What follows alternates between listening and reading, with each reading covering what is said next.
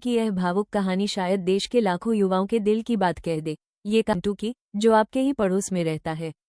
वो कोई सुपरहीरो नहीं है, बस एक आम सा लड़का है जिसकी आंखों में डॉक्टर बनने का एक बड़ा सा सपना था।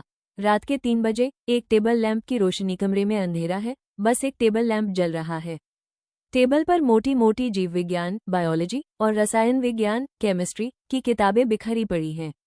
चिंटू चश्मा लगाए, आंखों में गहरी नींद और थकान लिए पड़ रहा है। उसके पास चाय का एक खाली कप रखा है। चिंटू का विचार, बस कुछ दिन और। मम्मी के घुटनों का दर्द ठीक करना है, पापा को अब और मेहनत नहीं करने देनी।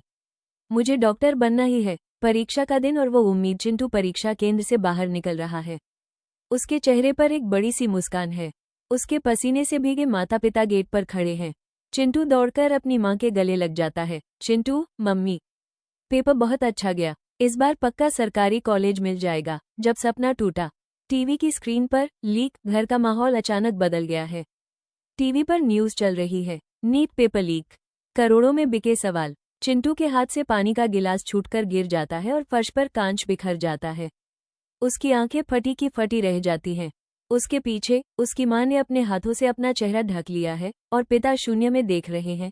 चिंटू रोते हुए, पापा, मेरी 18-18 घंटे की पढ़ाई, वो रातें जब मैं सोया नहीं, क्या उन सब की कीमत किसी के पैसों के सूटकेस से कम थी? चिंटू अपनी उसी पढ़ाई वाली टेबल पर बैठा है, लेकिन इस बार लैंप बंद है। कमरे में खिड़की से आती हल्की सी रोशनी है। उसने अपना सिर किताबों पर रख रखा है और उसकी आंखों से गिरे आंसू से किताब का एक पन्ना, जिस पर ह्यूमन हार्ट का डायग्राम बना है, गीला हो रहा है। कागज के चंद टुकड़ों ने किसी की सालों की तपस्या को हरा दिया। मेहनत की स्याही फीकी पड़ गई जब पैसों की चमक जीत गई। ये सिर्फ चिंटू की कहानी नहीं है, ये हर उस छात्र की कहानी है जो बिना किसी गॉडफादर के सिर्फ अपनी मेहनत के दम पर आगे बढ़ना चाहता है।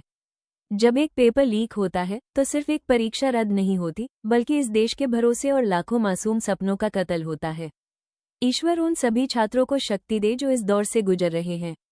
आपकी मेहनत कभी बेकार नहीं जाएगी, हौसला रखिए।